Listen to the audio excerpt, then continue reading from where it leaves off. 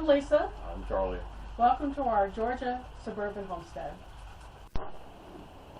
Yeah, we've had some cold weather here. Our cart of water is frozen.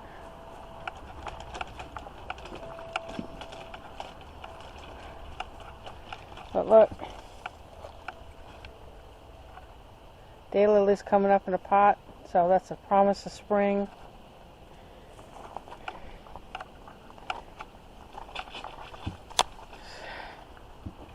It's time to go into the greenhouse and wash some pots.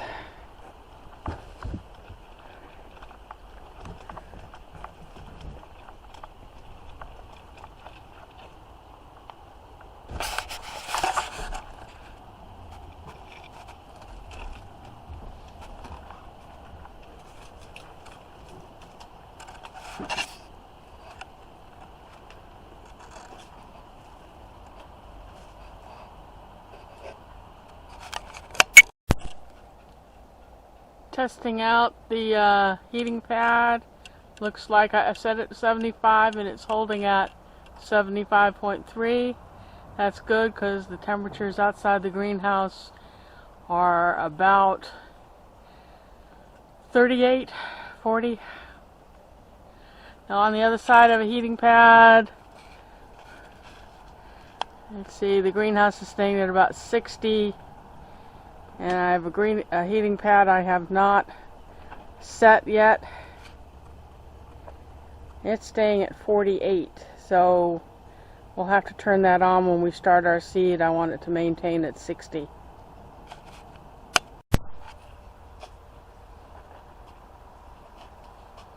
Hi there. Today I'm in the greenhouse, the last weekend of January, and I'm going to be washing pots and showing you how to sterilize and reuse your pots for seed starting. The process is really pretty simple, and I hope that you can utilize this with just some stuff you have around the house. It doesn't take a lot of money, it just takes a little bit of time, and my only advice to you is to make sure you have old clothing on, because you will get spatters of bleach. Of course you can use vinegar to sterilize your pots, but I prefer not to take chances with anything that may get past the vinegar. Bleach is cheap enough and it dissipates, so it doesn't offer any real permanent damage to the environment if you allow it to dissipate in the air before you dump the water. So keep watching, and we're about to sterilize some pots.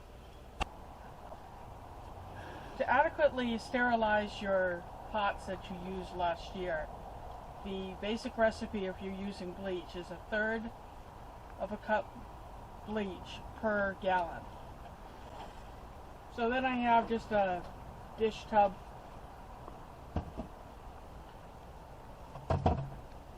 and a 5-gallon bucket.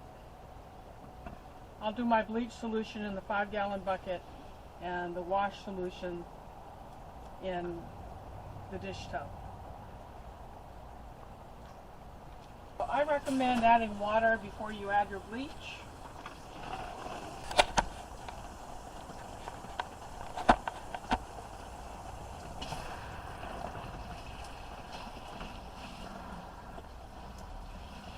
So we're putting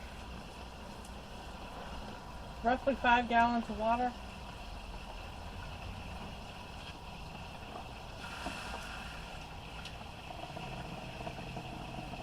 By the way, if you're working with plants, I recommend getting one of these wands with the adjustable spray.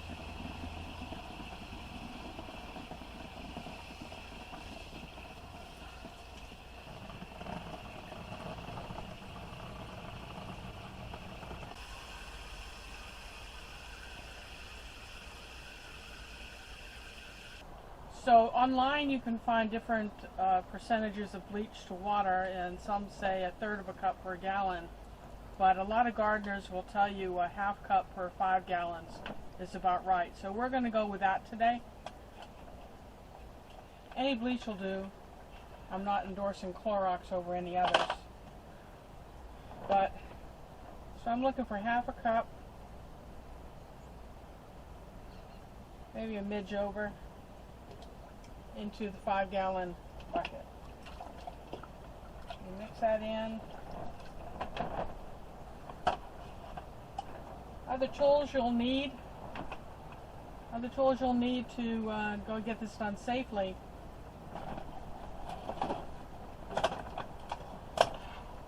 include rubber gloves to protect your skin from the bleach.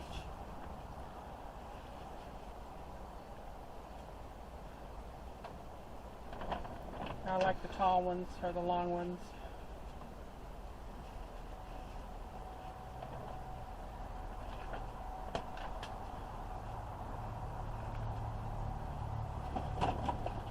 And a little toothbrush.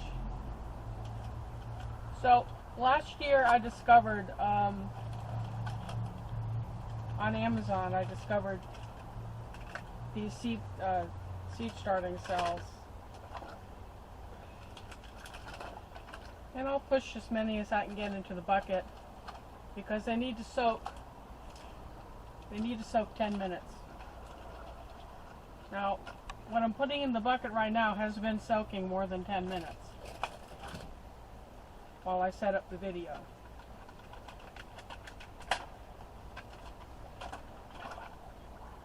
And when they come out,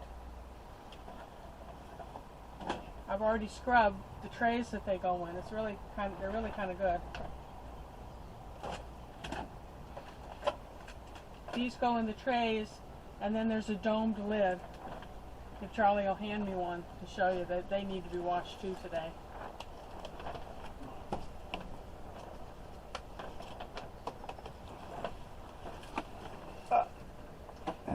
That'll go over the top of this.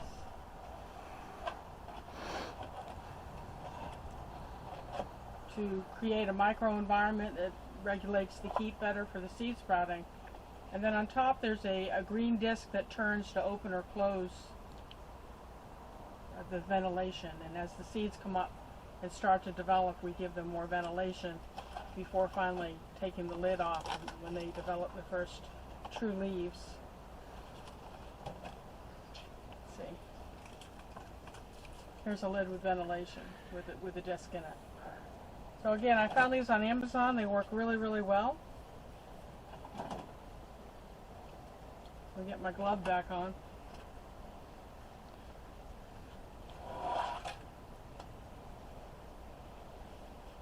So this is kind of an exciting time of year to ready your greenhouse or your seed starting area. If it's in your basement or even your kitchen window. It's to actually start the process. And last time we showed you how nuts we are with seeds, right? I've got the seeds in here, and we're going to this weekend or next start the seeding process. And I'll show you what we do. We're going to be doing some experiments with germination.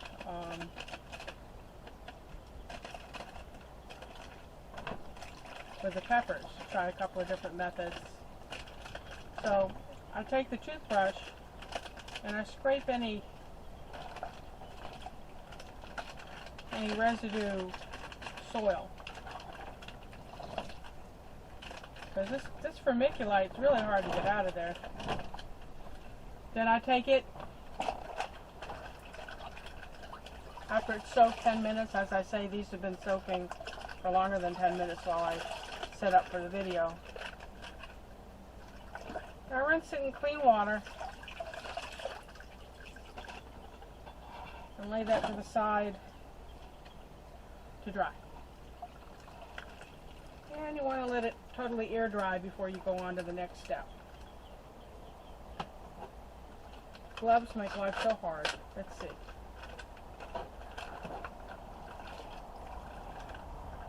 This looks rather clean. This one has some vermiculite residue on it.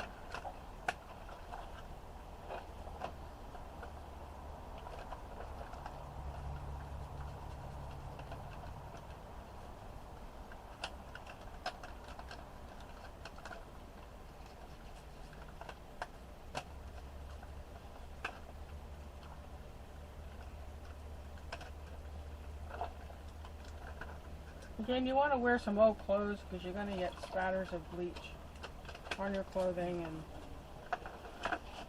You don't want to bleach anything nice out with spatters.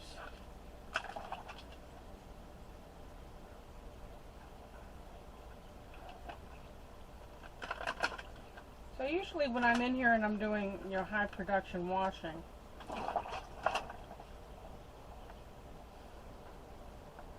I'll put this into the water for its 10-minute soak and then do another task and then come back, and it's back and forth to the buckets until I get all my pots done.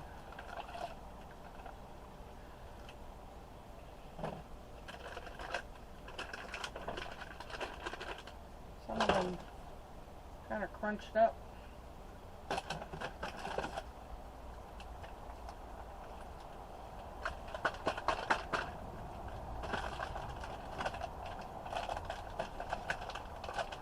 But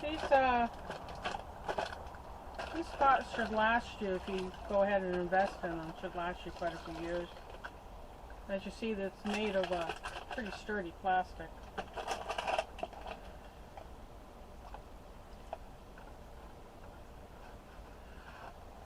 So basically, that's all there is to it.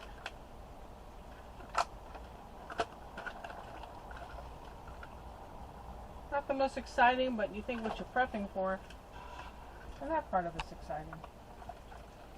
So I hope you got a little bit from this video today on washing your pots, not having to start from over every year.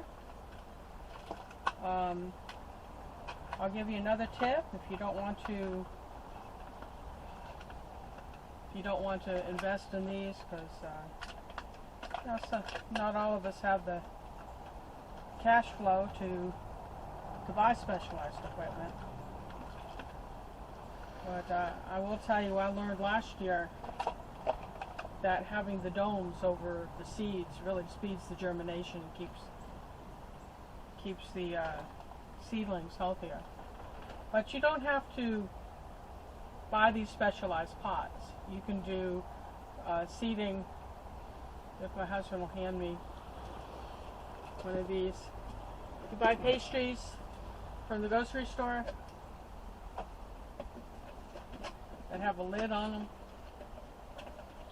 You want to put a few holes in the bottom of the container and put your vermiculite or your soil starter in that, and then seed and water and put your lid over the top. And that'll basically give you a mini greenhouse that will concentrate heat where you need it for the seed starting. So we do that too. That's about it for this video, and I want to thank you for taking the time to watch. And if you like what you saw, if you learned something, hit the subscribe button down at the bottom. If you hit the little black bell, it'll tell you every time we give you something new. But until next time, see ya!